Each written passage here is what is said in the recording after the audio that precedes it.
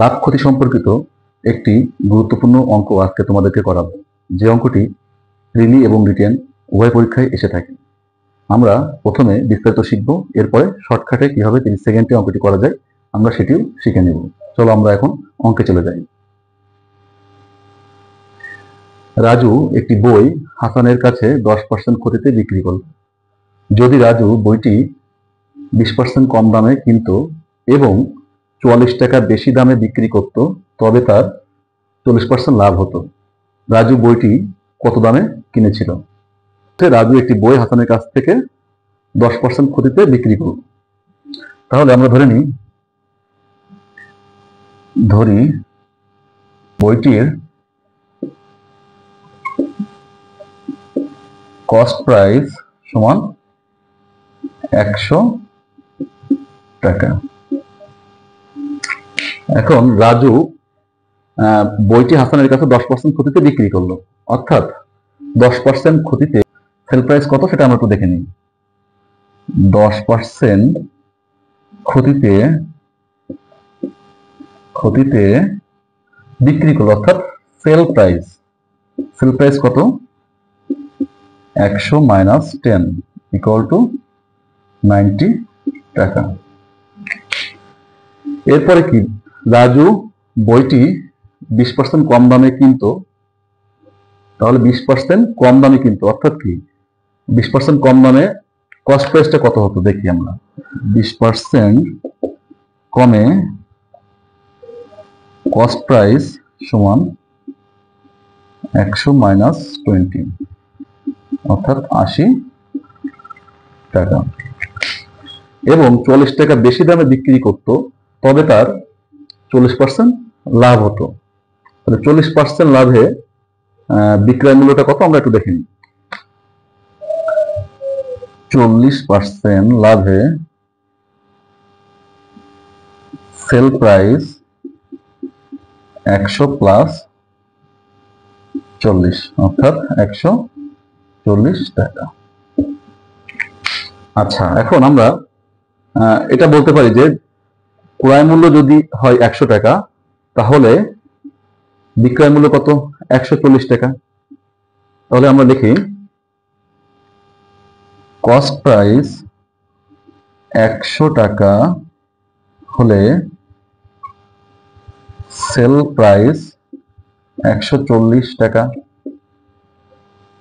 অতএব cost price 1 টাকা হলে সেল প্রাইস 140 বাই 100 টাকা। এখন এখানে একটু বোঝার আছে যে যদি রাজু বইটি 20% কম দামে কিনত, অর্থাৎ বইটির ক্রয় মূল্য যদি 20 টাকা কম হতো, অর্থাৎ এখানে এই যেটি আসছে 20% কমে যে কস্ট প্রাইস, অর্থাৎ এখানে কত? 80 টাকা। এটা হচ্ছে কি ক্রয় মূল্য।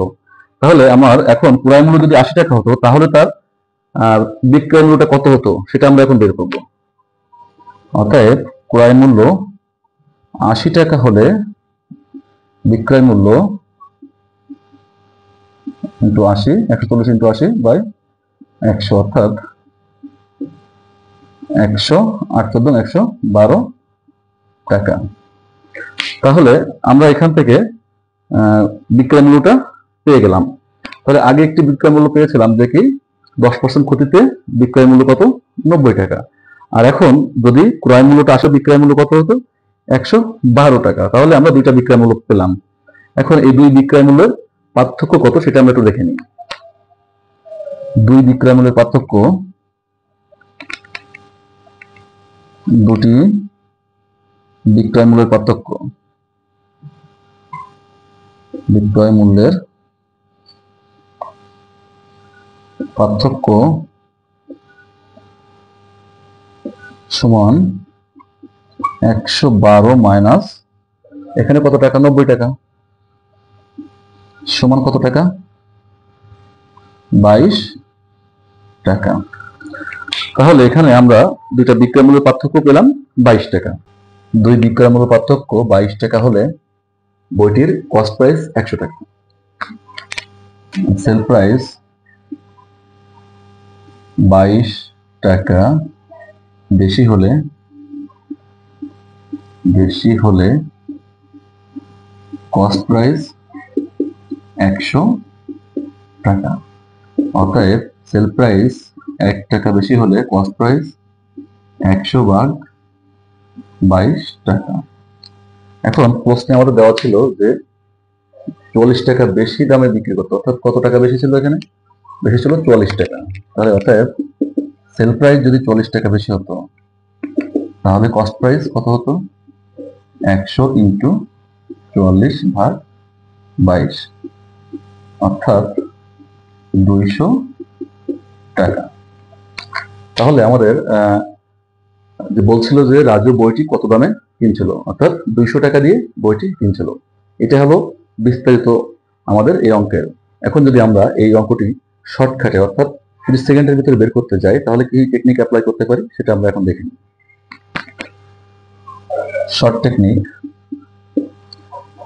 কস্ট প্রাইস ইকুয়াল টু, তাহলে কত টাকা বেশি ছিল? সেল প্রাইস বেশি ছিল কত?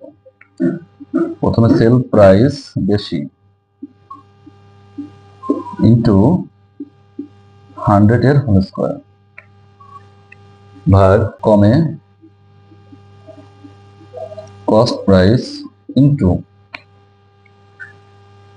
40% লাভে সেল প্রাইস মাইনাস ক্ষতিতে সেল প্রাইস, ক্ষতিতে সেল প্রাইস ইন্টু 100। এই হচ্ছে আমাদের ফর্মুলা। এখানে যদি আমরা মানগুলো বসিয়ে দিই তাহলে দেখে আমরা কি আসে। তাহলে সেল প্রাইস বেশি মানে কি? যে 44 টাকা বেশি ছিল, 44 ইন্টু 100 হোল স্কয়ার কমে কস্ট প্রাইস, অর্থাৎ কি আমাদের 10% কমে কস্ট প্রাইস কত ছিল? 80 টাকা। লাভে সেল প্রাইস, লাভ করছিল কত? 40% লাভে, অর্থাৎ 40% লাভে সেল প্রাইস ছিল 140 টাকা। 140 টাকা মাইনাস ক্ষতিতে সেল প্রাইস, ক্ষতিতে সেল প্রাইস 10% ক্ষতিতে সেল প্রাইস কত ছিল? 90 টাকা। তাহলে 90 ইন্টু 100। এখন 44 into 100 whole square, 8 14 112 minus 9000 equal to 44 into, এটা ভাঙিয়ে দিলাম, তাহলে এখান থেকে থাকছে 2200, অর্থাৎ 200 টাকা। তাহলে আমরা এখান থেকে শর্টকাটটা দেখলাম যে এখান থেকে ক্রয় মূল্যটা আসছে 200 টাকা। তো আমরা যদি এই টেকনিকটা প্রয়োগ করি তাহলে 30 সেকেন্ডের ভিতরে আমরা এই অঙ্কটি করতে পারবো। তাহলে চলো আমরা এখন অন্য অঙ্কে চলে যাই। এই অঙ্কটি 16তম বিসিএস এর প্রিলি পরীক্ষা আসছে। এই অঙ্কটি কিভাবে শর্টকাটে 30 সেকেন্ডে করা যায় আমরা এখন দেখে নিই। একজন দোকানদার 7.5% ক্ষতিতে একটি দ্রব্য বিক্রয় করলো, অর্থাৎ 7.5% ক্ষতিতে সেল প্রাইস সমান 100 মাইনাস 15/2, অর্থাৎ 185/2 এত টাকা। ক্রয় মূল্য 10% কম হতো, 10% কমে কস্ট প্রাইস 100 মাইনাস 10 টাকা, 90 টাকা। এবং বিক্রয় মূল্য 31 টাকা বেশি হতো, তাহলে তার 20% লাভ হতো। তাহলে 20% লাভে সেল প্রাইস 100 প্লাস 20 120 টাকা। তোমরা এই যেগুলো আমরা করছি এখানে যে 7.5% ক্ষতিতে 10% কমে 20% লাভে, এটা তোমরা মুখোমুখি করলেও হবে। আমি জাস্ট এটা দেখালাম। এখন যে ফর্মুলাটা আমরা ব্যবহার করব সেটি হচ্ছে এই ফর্মুলা, যে সেল প্রাইস বেশি ইন্টু 100 এর স্কয়ার কমে কস্ট প্রাইস এবং লাভে সেল প্রাইস মাইনাস ক্ষতিতে সেল প্রাইস ইন্টু 100। এখানে আমরা বসিয়ে দিই, দেখি কি আসে। তাহলে সেল প্রাইস বেশি অর্থাৎ কি, বেশি সেল প্রাইস মানে কত ছিল এখানে, এত টাকা বেশি, অর্থাৎ 31, সেল প্রাইস বেশি 31 টাকা বেশি হতো, ইন্টু 100 এর হোল স্কয়ার, কমে কস্ট প্রাইস, অর্থাৎ কমে কস্ট প্রাইস কত এখানে 90 টাকা, লাভে সেল প্রাইস কত 120 টাকা, মাইনাস ক্ষতিতে সেল প্রাইস কত 185/2 ইন্টু 100। তাহলে দেখো 31 ইন্টু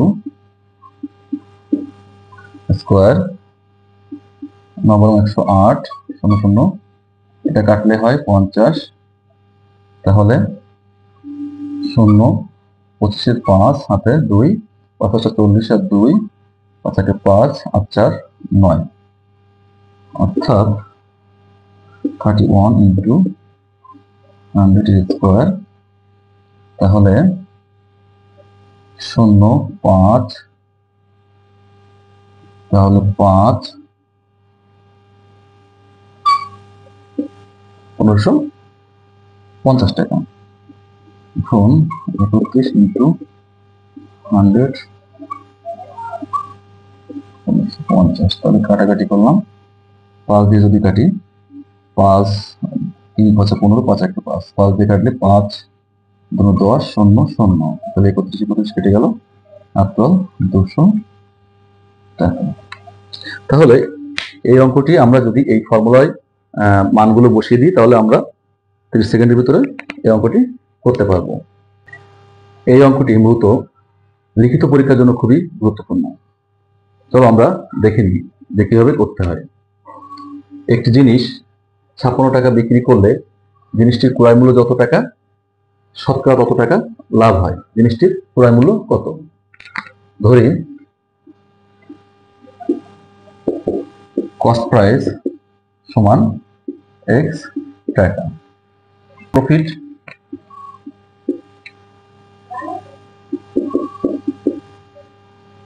শতকরা তত টাকা লাভ হয়, অর্থাৎ x% লাভ হয়। তাহলে সেল প্রাইস কত হবে? সেল প্রাইস ক্রয় মূল্য যত, ক্রয় মূল্যের এত পার্সেন্ট লাভ হয়, অর্থাৎ x প্লাস x এর x%। তাহলে প্রশ্ন মতে কি,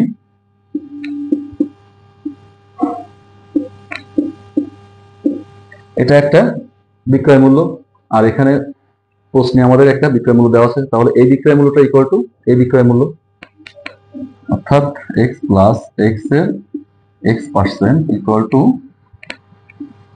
56 টাকা,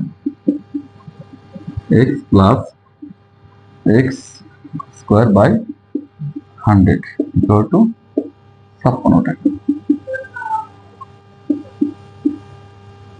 তাহলে 100x প্লাস x এর স্কোয়ার ইকুয়াল টু 56, তাহলে x এর square plus 100x equal to 5600, x plus x square plus 100x minus 5600 equal to 0। এখন এই 5600টা আমরা কিভাবে ভাঙাবো সেটা একটু দেখাই। 5600, তাহলে 56 ইন্টু 100, 7 8 56, এখানে 50 ইন্টু 2, অর্থাৎ 5 ইন্টু 10 ইন্টু 2, 50টা কত 40, 7 2 14, 7 10, অর্থাৎ 140। তাহলে আমরা ভাঙানোটা সিস্টেম একটু দেখে নিলাম। তাহলে x square plus 140x minus 40x minus 5600, তাহলে x কমন দিলে 140 মাইনাস 40 কমন দিলে x প্লাস 140 ইকুয়াল টু 0, তাহলে x প্লাস 140 আর x মাইনাস 40 ইকুয়াল টু 0, অতএব x is not equal to 140, অতএব x equal to 40। তাহলে জিনিসটির ক্রয় মূল্য কত? 40। সাথে থাকার জন্য সবাইকে ধন্যবাদ।